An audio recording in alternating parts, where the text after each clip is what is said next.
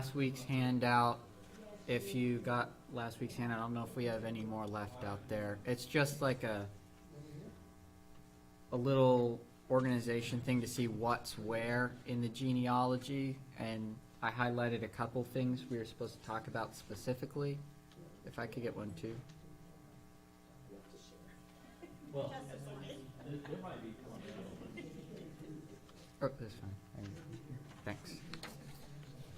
So yeah, there's we're covering 5 chapters today. We did 4 chapters of the genealogy last week, though so one of the things we saw last week is interspersed throughout the genealogy here in Chronicles.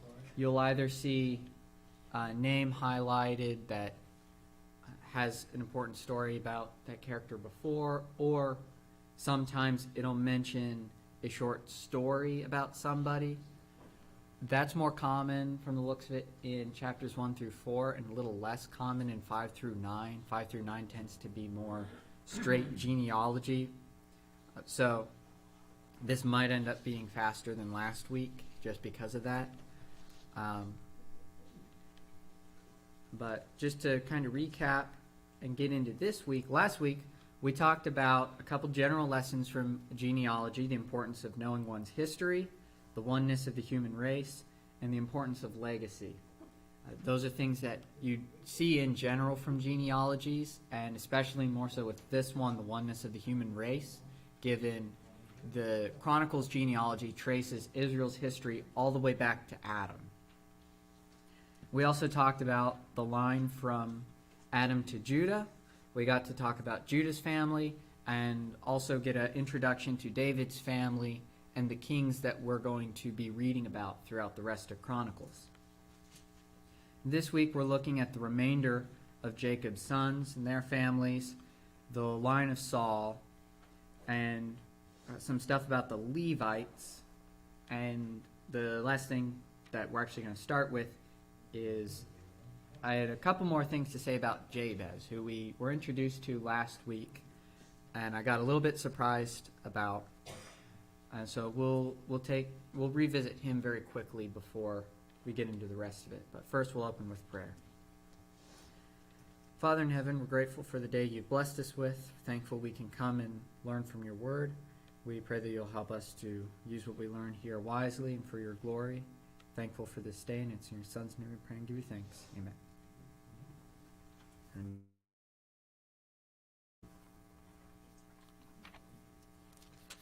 All right, so last week, can I get a volunteer to open us up with 1 Chronicles 4, verses 9 to 10? All right, Mom? And Jabez was more honorable than his brothers, and his mother named him Jabez, saying, because I bore him with pain. Now Jabez called on the God of Israel, saying, Oh, that thou wouldst bless me indeed, and enlarge my border, and that thy hand might be with me, and that thou wouldst keep me from harm, and that it may not pain me. And God granted him what he requested. Thank you. So what I was surprised to learn about last week, right in the middle of the lesson, that informed me, is that a lot of prosperity gospel preachers and teachers about 20 years ago, proof text of if you ask God for material blessing, he will give you material blessing in the way that you ask for it. And so one of the things we did mention last week is he seems to be asking for something. There's some other aspects of the prayer that are fairly standard in terms of what Christians ask God of. Things about that you would keep me from harm, that your hand might be with me. We saw those as requests for guidance, for protection, for wisdom. Those are things we see all throughout the New Testament that Christians are supposed to pray for. But what causes the problem is this first statement where he says, bless me indeed and enlarge my border, which seems to be a reference that God would give him more land. Is he during the conquest? This is probably sometime close to there. He's a couple generations. I'm trying to remember. Let me pull up my outline from last week. Because that's something God would That would be more Do to drive out helpful. the nations, that would make sense. Yeah, that was one thing that got mentioned last week. The other thing I came up with, and this was like comes up with it during the early morning, is he had too many cattle and he needed more land or they'd start to starve. Well, but that's what they gave them, but big tribes, big areas, small tribes, small areas, so that Yeah. makes sense. Chronicles week 2. So he's a couple generations listed down from Judah. So Judah has Perez, then Haran, then a later descendant Caleb, who is either alive or has just died by the time of the Exodus, because he has a son named Hur, and Jabez is within that family line. Caleb has another son, Bezalel, who is one of the chief craftsmen on the tabernacle. He's descendant of Caleb. Not the Caleb. He's a descendant of Judah. This is a different Caleb. The Caleb we know is probably the same generation as Hur, or maybe Salma, Hur's son. Yeah. And then Jabez, something I got wrong last week, is I thought it lists Jabez as a descendant of Salma. He's within the same family group, but interestingly, Jabez is not actually listed as having a father here, which is one hint as to why he might be asking God for land specifically. So some of this came from an interesting article I read on it by the Gospel Coalition. Now, before you get concerned about that, this is from like 9 years ago, before TGC became the Taylor Swift Coalition, for those of you who get that joke. For those of you who don't, they had an article either at the end of last year or the beginning of this year on like sharing the gospel through Taylor Swift lyrics, and it was like Awful. it jumped the shark, kind of. But this is back when they were still a little bit better, and it was a good article highlighting some differences to consider between the Old and the New Covenant regarding this prayer. Obviously, no one denies that we as Christians are supposed to pray for spiritual blessings and store up treasures in heaven.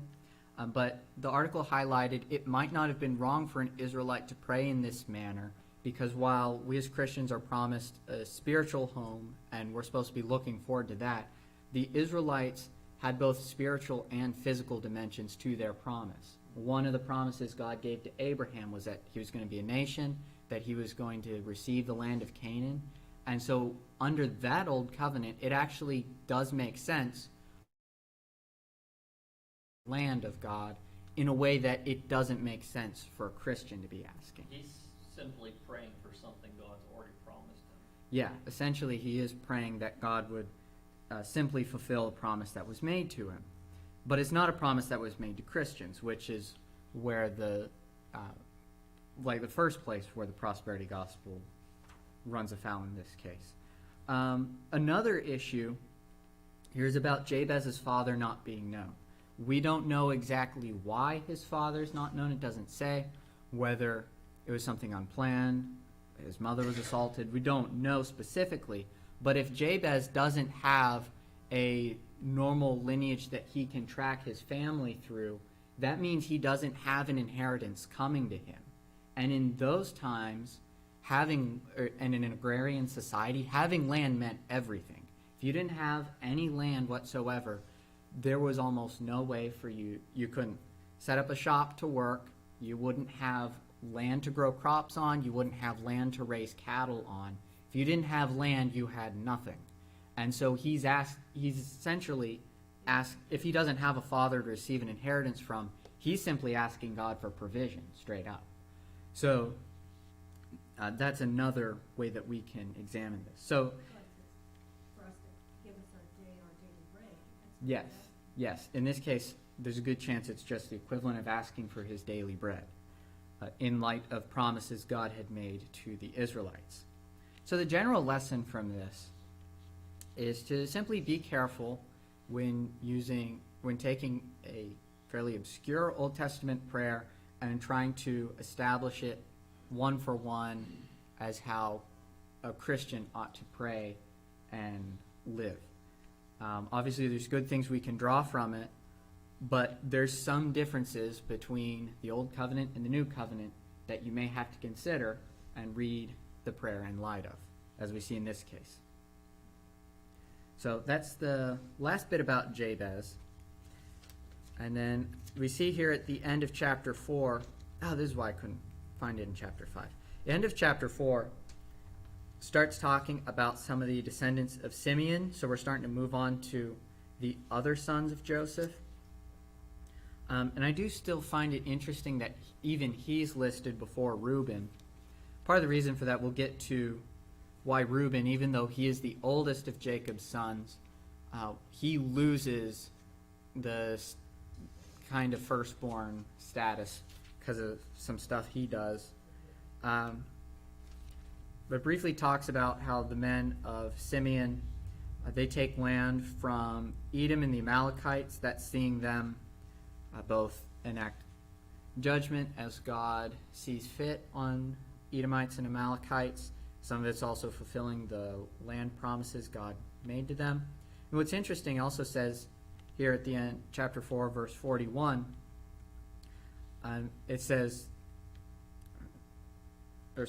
I'll read through 41 through 43. It says, "These recorded by name came in the days of Hezekiah, king of Judah, and attacked their tents, and the Meunites who were found there, and destroyed them utterly to this day, and lived in their place, because there was pasture there for their flocks. From them, from the sons of Simeon, 500 men went to Mount Seir with Pelatiah, Neriah, Rephaiah, Uzziel, the sons of Ishi, and their leaders. They destroyed the remnant of the Amalekites who escaped, and have lived there to this day." So, a couple of things to draw from this. First of all, some more proof that Chronicles does likely come after the time of the kings, because it's referencing things that happened in the time of Hezekiah as past events. Second thing we see here is some of the remnant that is not taken away during the exile still includes some of what would have been considered northern tribes, because Simeon is, is Simeon swallowed up by Judah? They get swallowed up by Judah, excuse me. But even those taken away from Jerusalem and Judea during the exile, we still see some stay behind, because it says that they have lived there to this day. What I momentarily forgot is whether they were on the west side of the Jordan River or the east side. They're on the west side. So they kind of stay behind there. Then moves on to Reuben and some of his descendants. And so Reuben does something way back when that causes him to lose his birthright. It says in chapter 5, verse 1 and 2, "Now the sons of Reuben, the firstborn of Israel, for he was firstborn, but because it was given to the sons of Joseph, the son of Israel, so that it was not enrolled in the genealogy according to the birthright, though Judah prevailed over his brothers, and from him came the leader, yet the birthright belonged to Joseph." So because of Reuben's sin, it's back in Genesis chapter 35, and referenced again in 39, his special status as the firstborn is taken away from him, and eventually what Jacob prophesies is that the scepter will come to Judah and will not depart from him. Essentially, that over the long run of their nation's history, Judah is going to become the preeminent tribe. It's going to be the one with the leader. Obviously, we see here in Chronicles, Judah is where the kings come from. David starts that line. Christ is going to come through David's line. All of what could have been Reuben's because of his sin, and all of what could have blessed his descendants because of his sin, his blessing was given to another. And I think it's a good lesson to note here. Sin, we should be careful to understand, it's not that any of Reuben's descendants still have the sin of Reuben, or something in them. It's not that that sin is getting passed down from father to son. It's that a sin has consequences. And even if we do something bad, the bad things we do can have consequences on those who come after us.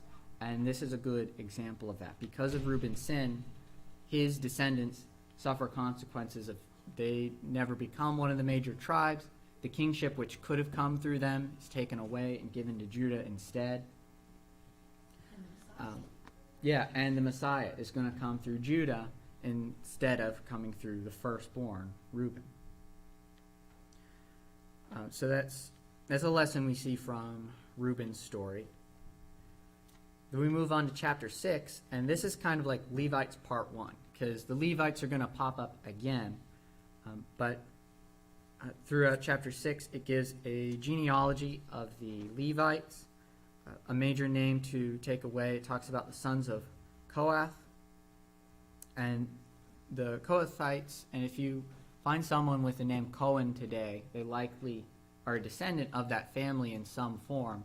That's the family that the priesthood is going to run through.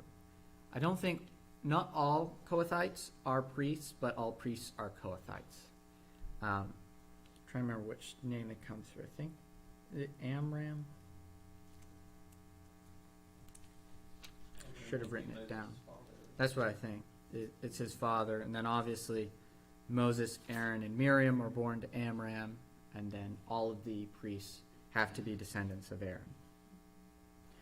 Another major name seen in here is a man named Phinehas.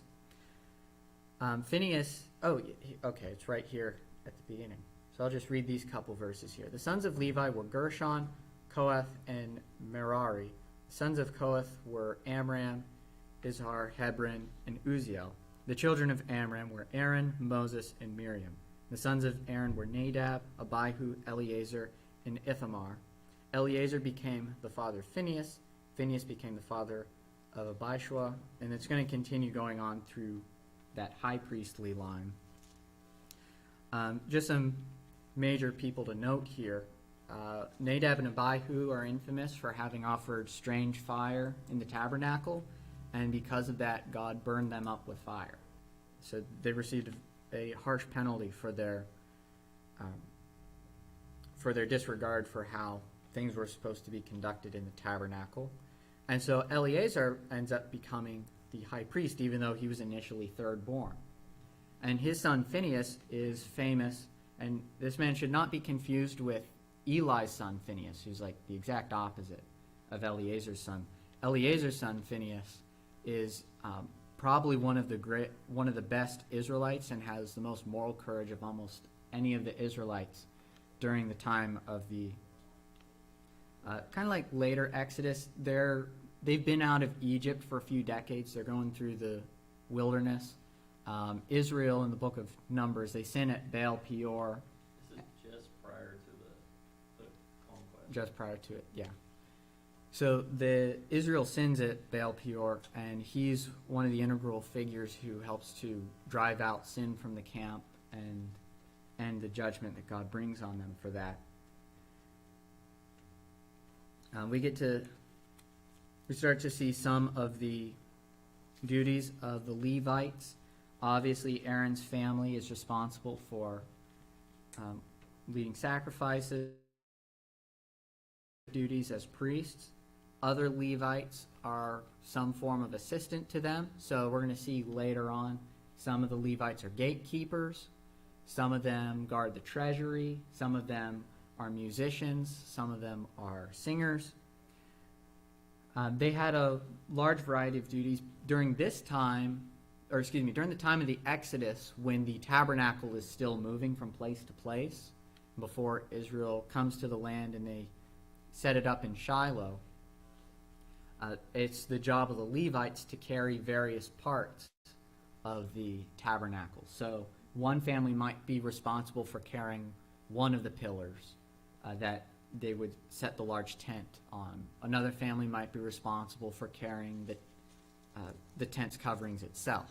Some of them would be responsible for carrying the smaller pillars and the smaller fabrics used for the walls to keep people from wandering into the tabernacle.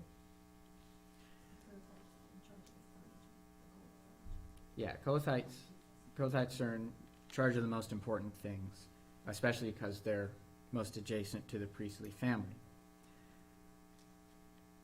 What we see is that the Levites are given cities all throughout Israel.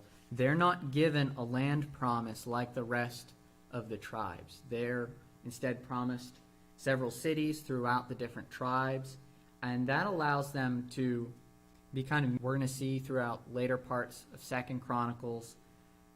There's references to it in chapter 17, 30, and 35, that they help to teach the law to the Israelites. So they're supposed to be instructors. Whether they always do that or not is a different matter.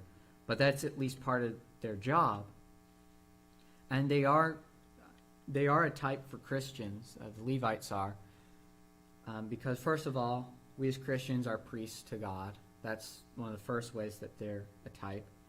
When Moses is bringing Aaron and his sons into the priestly service, they receive a full washing and then are anointed by oil. And that's supposed to be a type of baptism, and then Jesus giving us the indwelling gift of the Spirit.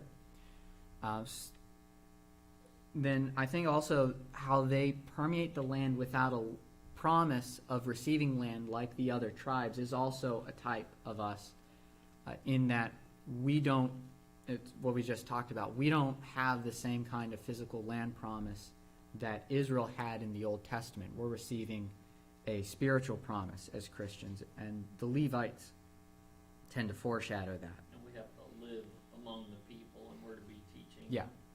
And setting example. Yeah, so there's a lot of ways in which the Levites foreshadow us as Christians. And then we're also in verses, so we're still in chapter 6, verses 32 to 34. It's a very, 33 to 43, excuse me. It's going to go over the names of a lot of the singers. Some major names here mentioned are He-Man in verse 33, which is incidentally the name of which incidentally is the name of a 1980s action figure. Then also somewhere in here, I don't know why I'm not seeing it. Oh yeah, down in verse 39 is the name Asaph. So He-Man and Asaph are two fairly important figures. Besides David, they write a lot of these psalms that we have today. If you look at the headings at the beginning, which I believe the headings for psalms are actually part of the original text, which is a little bit different than some of the headings we have in most books. It'll mention that this is a psalm of David, or a psalm of Asaph, or a psalm of Heman. They wrote most of these. Now, Heman is also the grandson of Samuel, and he's the son of Joel, which is interesting because obviously Samuel is a great man of faith, and then his son Joel is not really great. But then Joel's son Heman ends up writing many of the psalms that we have. He's mentioned as a wise man too, right? He's called a wise man, or is that a different Heman? I don't know.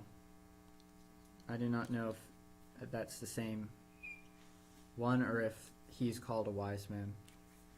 I don't know if it maybe be in one of the headings over in Psalms. I'm trying to see if I can find one real quick.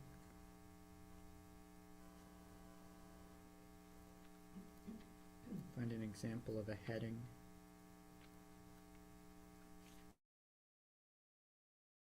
Yeah, these are all of David. Okay. Yeah, this is 1 Kings 4:31. He was wiser than all other men, wiser than Ethan, Ezrite, and Heman, and Calco, and Darda. Okay. Talking about, so it's comparing Solomon to Heman. I mean, obviously it's saying that Solomon's wiser. That's still pretty cool to get compared to Solomon in terms of wisdom. So you have to be doing something right to get there. He's placed as the leader of the singers by David because he comes from the Kohathite family, and so they're obviously the most important family among the Levites.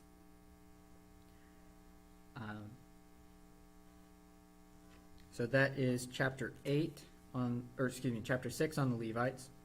Chapter 7, we see family of Issachar, Naphtali, half of Manasseh, Ephraim, and then Benjamin. And Benjamin's interesting. Here it talks about some of their warriors. For being a very small tribe, they seem to have a lot of warriors. They're called men of valor here.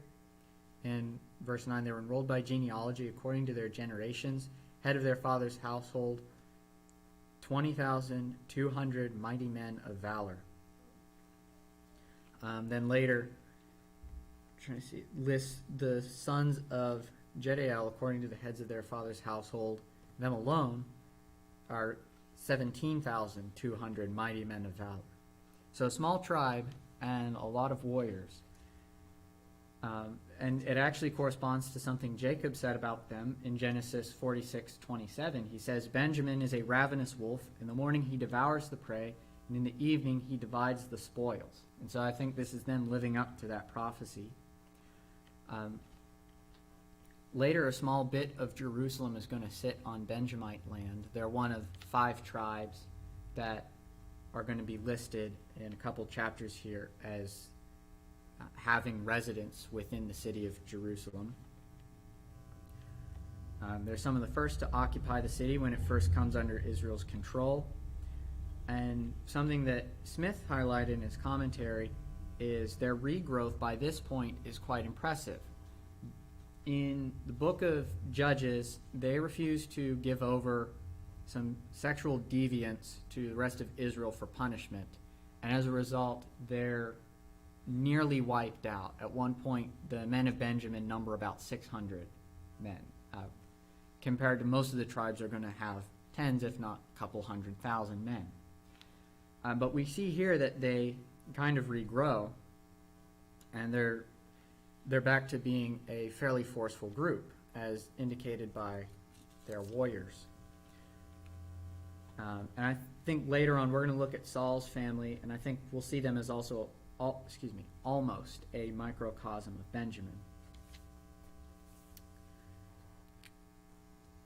Then, and I missed descendants of Asher are at the end of that chapter. Then in chapter 8, we go back to look at Benjamin a little bit more, and this time we're looking at the Benjamite genealogy down to King Saul. Then we're going to look at his family. Do I have anything on that here? Because it's also mentioned again. It's one of the interesting things at the end of the chapter here, verses 33 to 40. It's going to list Saul's immediate family. So like his father Kish, and then Saul's sons Jonathan, and a couple more I'm not even going to try to pronounce. But then over in chapter 9, at the end of chapter 9, it's an almost identical genealogy. There's a couple different names, because it goes a little bit more in depth, I think, on one of the descendants. And the reason I say that they're a microcosm is what we'll see in chapter 10 is that in battle, Saul and most of his sons are killed. And that's a really dangerous thing for a family at that time. To have your sons killed means your line could be ending. What we ultimately see is David, I don't think it happens in Chronicles, so this is a story from Kings, but he searches high and low to try to find any remaining descendants of Saul, and he finds one son, Mephibosheth, that he's then able to give Saul's lands to. He's able to restore that family to some of their wealth, and so they're able to grow, or they're able to regrow their family and continue to have a name in Israel. So in that way, I think they're kind of a microcosm of Benjamin, nearly wiped out, but they survive and regrow. This is an interesting example on resilience. We come to in chapter 9 is we see a little bit more about the Levites. So this is Levites part 2, focusing a little bit more on the men in charge of various functions around the stationary tabernacle and the temple. The main two groups we see here is, first of all, they have their gatekeepers. Can we get a volunteer to read chapter 9, verses 25 to 27? Pat? Their relatives in their villages were to come in every 7 days from time to time to be with them. For the 4 chief gatekeepers, who were Levites, were in an office of trust and were over the chambers and over the treasuries in the house of God. They spent the night around the house of God because the watch was committed to them, and they were in charge of the opening and it morning by morning. Thank you. So yeah, the Levites here, this group of Levites, the gatekeepers, are responsible for watching over the tabernacle. They're responsible for watching the gate and letting people come in and out. And they're responsible for watching the treasury. So it's entrusted to them to guard things that are precious. And there's another example where I think the Levites set an example for us. As Christians, we're given important things that we're supposed to guard. One of the things that we guard with Christ's help is we're supposed to guard our hearts, protect our hearts. Christ sets an example in how he protects us. Christian fathers are tasked with protecting and providing for their families. So just a couple examples here. And also, I think there's a brief lesson in the importance of vigilance. It says up in verse 24, verse 24, it says, the gatekeepers were on the 4 sides to the east, west, north, and south. So even though there's really just one main gate of entrance, they're still responsible for watching out from all sides. I don't know if you remember when God told them how to camp around the tabernacle as they moved for 40 years. Yeah. The inner circle were the Levites to protect. So even from all tribes. Yeah. Yeah, so it's their job to protect the temple and to remain vigilant in watching on all 4 sides, even those that don't have an entrance. I remember Doc Smith telling us from his trips to Israel that there's a family that still has hereditary lineage, and they're the gatekeepers of the Temple Mount or something. Oh, wow. So I don't know that if they're family still... descended from them per se, but however long they've been there, it's their family and only their family that gets to do it. And I wonder if it does connect back to this, that there's some kind of Levite family. That's kind of cool, be able to trace your lineage back that far. Well, I don't know that for sure. That it's not this one, but to be able to trace it back to someone who was tasked with gatekeeping at one point. I think that's... Well, they're still currently in operation is what I'm saying. Yeah. Like, it's just him and his sons and their families perpetually in charge of this. Yeah. So that's the gatekeepers. And then final lesson we see in worship. They do set an example for worship. It talks about there is a group of Levites that is simply dedicated to worshiping and doing songs. Down in verse 33, it says, now these are the singers, heads of fathers' households of the Levites, who lived in the chambers of the temple, free from other service, for they were engaged in their work day and night. That's what, essentially, their livelihood is just revolving around song and praise. And it makes a lot of sense because the tabernacle and later the temple is going to be the central focus point of worship in Israel. So it makes sense that they would have people on staff to lead worship at any time. Makes it sound like maybe every day they organize choirs and Yeah. singers. Yes, they're engaged in this work daily, whether that's they do lead songs every day or they lead songs certain days and other days they're working on songs and preparing the music. Regardless, they're an example in constant worship, I think. Kind of like Paul's later going to talk about rejoice in the Lord always, or pray without ceasing. Those are different forms of worship that are things we're supposed to do every day, even if we're not gathered here to sing on a Sunday morning. Can and should be living out in our lives every day.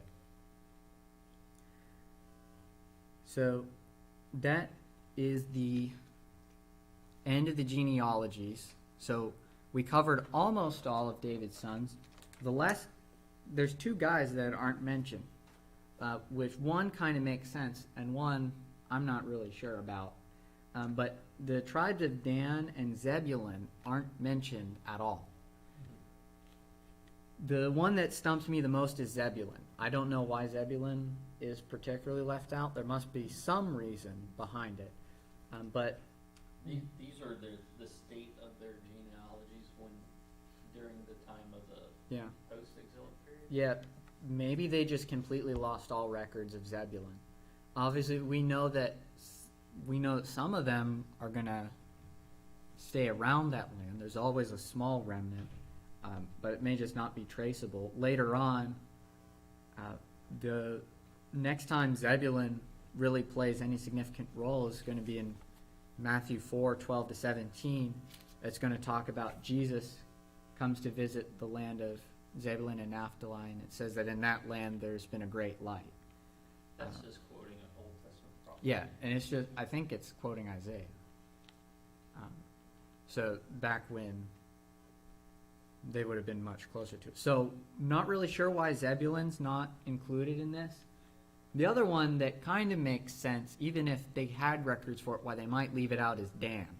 Dan is, like, for how unfaithful Israel tends to be, Dan is kind of like the black sheep and a step below the others. His family does not do a good job claiming land at the beginning, and so they end up way geographically separated, where some of them are down near the Mediterranean, and then some are thrown up way at the top of Israel. And they attack an innocent city called Lachish, who was not supposed to be Yeah. subject to the conquest, that God didn't deem judgment on them. Yeah, so they do that. They are the first tribe to introduce idolatry when they've settled, not counting the golden calf. It's before they've settled. Yeah, they get Moses' grandson to be a priest for them. Yeah, of all the people to be your high priest, you get Moses' grandson. And so they're just known for being horribly unfaithful, even by Israelite standards. In part, that's why some people believe later on they're going to do, in Revelation, there's this section where they list 12 tribes, and a couple of the names are different. So, like, they don't have Ephraim listed. They might, I can't remember if they have Manasseh listed. Yeah, they have Manasseh. They do have Manasseh. They replace say Ephraim with Joseph. Yeah. They call it the tribe of Joseph. But in getting to 12, they cut out Dan, and it's believed that their extreme dabbling in idolatry is part of that. And one of the golden calves that Jeroboam sets up might have been within their territory. Oh, yeah. Yeah, they put one of them north in Dan, one of them south in Bethlehem. Yeah. So it's not much of a surprise why they are cut out of a genealogy, even if they have records of that family. So that is the end of the genealogies. Now, looking forward to next week, we're going to start looking at the death of Saul and David being made king in the next few weeks. And so that's probably the main reason that it repeats Saul's family at the end of chapter 9, after already listing it in chapter 8, is that it's getting us prepared to get right into the story. We're now leaving the kind of long survey of history that the genealogies give us, and now we're going to start looking at particular events throughout Israel's history. So we look forward to seeing all of you next week for that. I thought it was interesting, you talk about, Simeon seems to get absorbed, Reuben, like Doc Smith said, after they get in there, you don't hear much about him, whatever. But when you think of the Joseph story, Joseph never got his brothers back. He said, you meant it for bad, God meant it for good. But in a way, Reuben wasn't going to sell. He was actually going to say,